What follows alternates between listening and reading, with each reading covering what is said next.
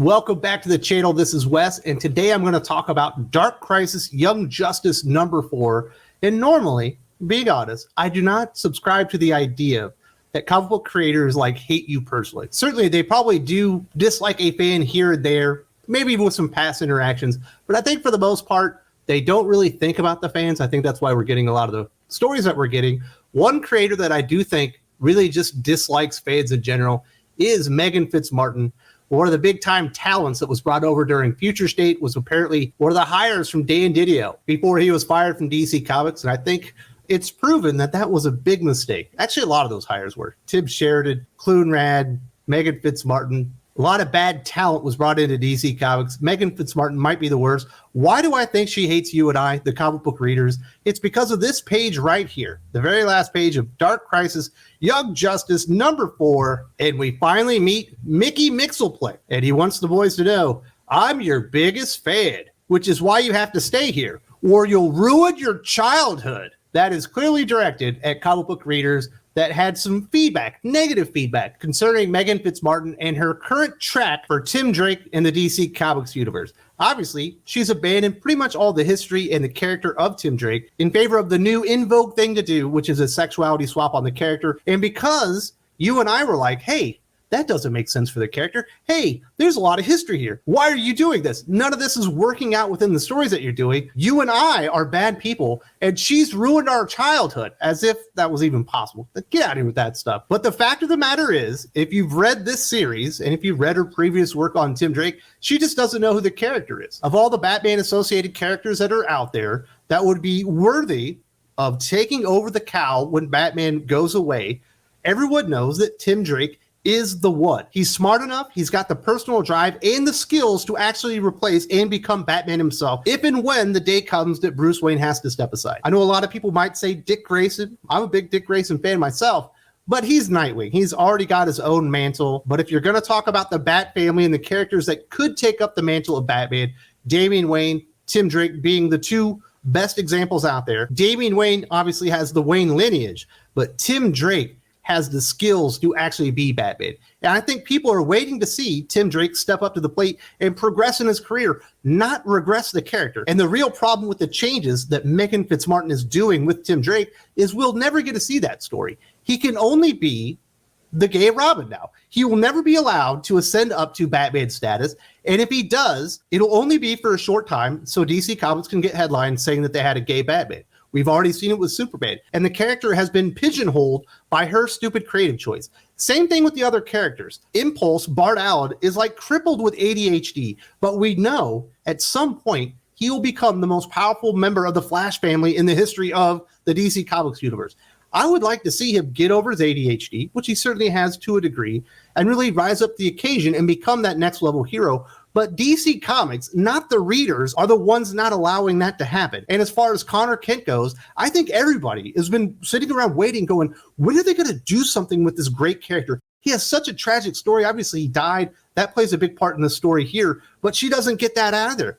People like Connor Kent. They want to see them do something with him. They basically dropped him off at the Kent farm and just forgot about the character for years upon years. Sometimes he gets to come back in a Young Justice comic book that doesn't last very long because they put Brian Michael Bendis on it instead of an actual comic book writer, or they put a Meghan Fitzmartin on it. Meghan Fitzmartin and the terrible creative designed by the editorial staff at DC Comics are the issue.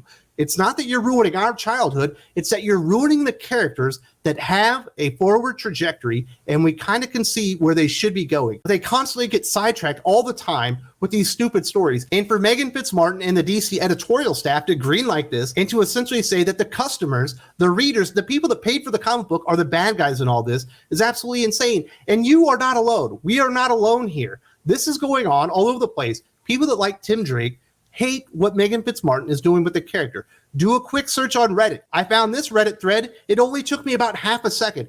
Guess what? There was a post and 187 replies with DC Comics readers, the people actually paying for the comic book, in unison saying Meghan Fitzmartin hates these characters and she hates the legacy of DC Comics in the universe in which they're in. And I think that bears out true, not only because of a page like that, but the entire story itself. She gets nothing about the relationship between Tim Drake, Connor Kent, and Bart Allen. The story that she's actually writing for this Dark Crisis tie-in. This is supposed to be a big event.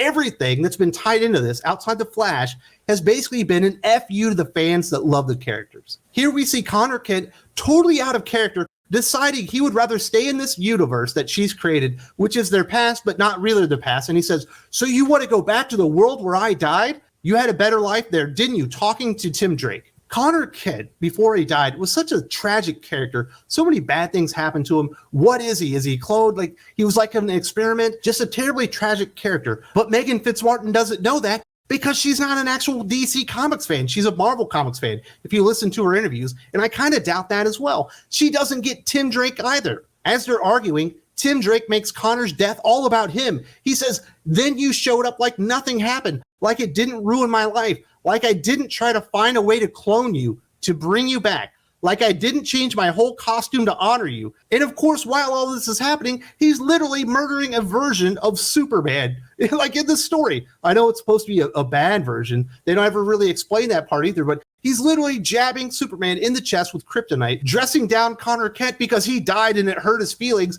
and he changed his costume over it. Does that sound like Tim Drake? No, it doesn't sound like Tim Drake, but Meghan Fitzmartin and the editorial staff around this book don't know anything about Tim Drake. They also do it with Impulse. He decides to make it all about him after that. You don't take me seriously. You don't ask how I'm doing. You don't listen to me when I tell you something is wrong.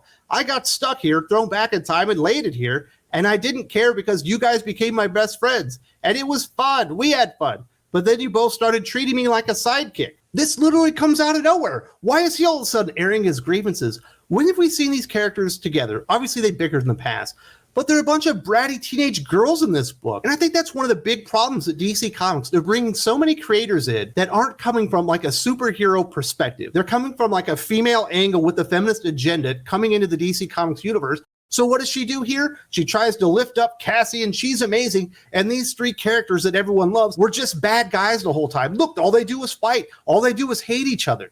None of this stuff makes sense. There's another point where we actually get Cassie and Sissy together, and I honestly don't remember there being a mausoleum with statues of all the dead kid heroes in the DC Comics universe. It seems odd to put that in the Hall of Justice, but if it's in there, like, that's a strange creative choice no matter who did it. Although I don't ever remember seeing it until this issue, but there are plenty of DC Comics that I have not read. And we get Cassie and Sissy in here talking about it's all the dead junior heroes, and we see Connor Kent and Donna Troy. They're both alive. Why do they have statues dedicated to living heroes like in this weird mausoleum? At one point, she actually destroys the statue of Connor Kent because she's so mad at him. And then she says, this place always felt like an inevitability. We kept it to remember our friends, but also because we knew we'd end up here too one day. It was only a matter of time. Do you realize how bad that makes like the Justice League look? They have a mausoleum with statues of all the children that died on their watch, and the kids that haven't died yet know their turn's coming up next. It's like, what comic book universe is Meghan Fitzmartin trying to talk about here? I don't even know where this stuff is coming from. Yes, characters have died in the past, even young characters. Obviously, Jason Todd was a young man when he passed away, and those are meant to be kind of character-defining moments and huge losses for the heroes in the stories. I don't think it's supposed to shine a light on what a bunch of sociopathic douchebags like the Justice League are. But that's what Meghan Fitzmartin's doing here. This lady hates the DC Comics universe. You know it. I know it. Anyone that's reading this knows it. But DC Comics continue to give her work. I don't understand it. This isn't the first time we've seen these types of behaviors from Meghan Fitzmartin in this very series. I've talked about it in the past. Definitely check this out if you want to see how she's trashed the characters and the fans and the universe and the writers in previous issues. If you don't see it here, there's also a link in the video description.